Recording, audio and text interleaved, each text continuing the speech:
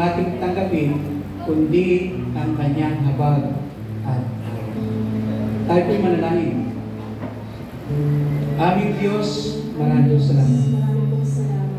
Salamat, Panginoon. Salamat, Panginoon. Dahil lagi po may pagkakataon. Na kami makibahagi. Sa banal na hapunan ito. Panginoong Diyos. Ayon sa iyong salita. Marapat po. Na hindi namin ang kapatawaran. Ang lahat ng aming mga kasalanan. Lahat ng mga ginawa namin. Na hindi nagpapahalaga. Sa ibang tao. Lalong higit. Sa iyo, Panginoon Diyos. Patawarin po kami. Sa aming mga kasalanan. Purihin ka, O Diyos. Maraming pong salamat. Ginawa mo kami karapat-dapat na makibahagi sa banal na hapunan ito. Sa pangalan ni Jesus. Amen.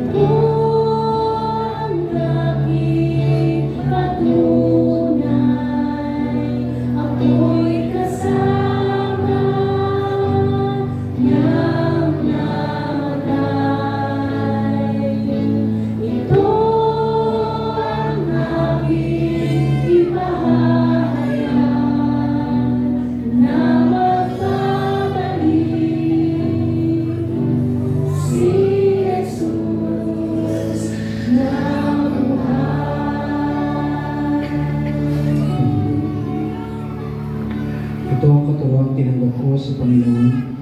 Pinigay ko naman sa inyo ng labing siya'y pagkanila Ang Panginoon Jesus ay kumumpot ng tinapay, nagpasalamat at pinagpira-pira sa iyo at sinabi, ito ang aking katawan na ihandog para sa inyo. Gawin ito bilang pag-aalala sa akin. Taas po natin yung kamera sa Panginoon. Ito'y hawak natin. Nagsisimbolo ng katawan ng ating Panginoong Isus. Napayubay doon sa krus ng Kalbaryo. Tumanggap ng pasakit, hirap. Lahat ay ginawa niya para sa atin. We should have faith today na tatanggapin natin yung kagalingan na dulot nito sa ating buhay, sa ating katawan. Magpapalaya sa anumang mga klase ng sumpa sa ating buhay. Let's pray. Dakilang Diyos, salamat po sa kabutihan mo, sa pagpapakagit mo doon sa krus ng Kalbaryo. Ginawa mong lahat-lahat para sa amin. Ikaw ang nahirapan. Ikaw ang umako ng lahat-lahat ng pahirap, pasakit, na dapat ay yun yung mangyari sa amin. Pero ginawa mo lahat sa Panginoon. Inako mo lahat doon sa krus ng Kalbaryo. Kaya salamat po sa Panginoong Isus sa inyong kabutihan, sa pagmamahal mo, na pinagkaloob mo sa bawat isa sa amin. Sa oras na ito, tatanggapin namin lahat-lahat ng benepisyo na dulot nito sa aming buhay. Salamat po, Ama. Salamat po, Panginoon. Ito po ang aming dalangin sa pangalan ng Jesus. Amen. Ito po, katawan ng ating Panginoon Jesus. Pagpalain tayo at kagalingan sa bawat sakit at karamdaman. Inaangkin namin, Panginoon Diyos, sa pangalan ni Jesus. Amen. Amen. Kanin po natin natin.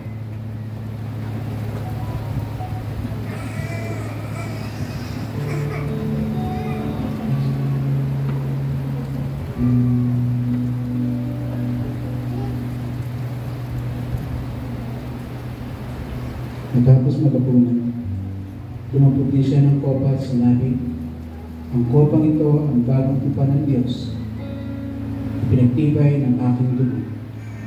Tuwing iinumin niyo ito, gawin ito bilang pag-aalaala sa akin. Sapagkat tuwing kakain kayo ng tinapay nito at iinom sa kopang ito, pinapayag mo ang kamatayan ng Panginoon. Nalabas.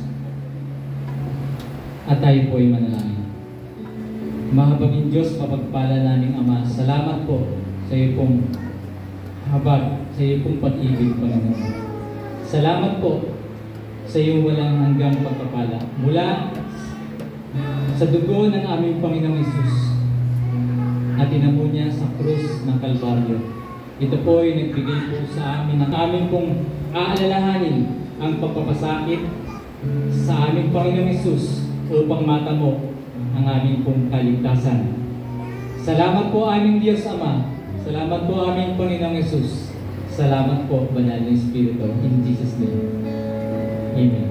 Atin po i-confess yung 5 confession of the blood of Jesus. Through the blood of Jesus, I have been redeemed from the power of the enemy. Through the blood of Jesus, all of my sins have been forgiven.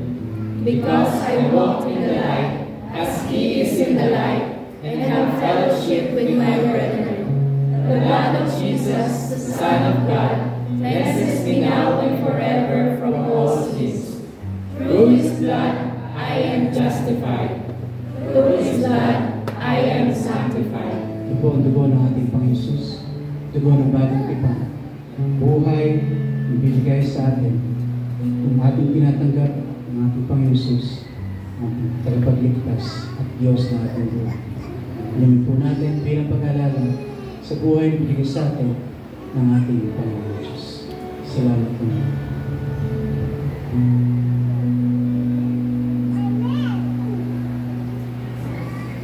Pasalamatan po natin ang ating Panginoon Diyos. Salamat po. Salamat.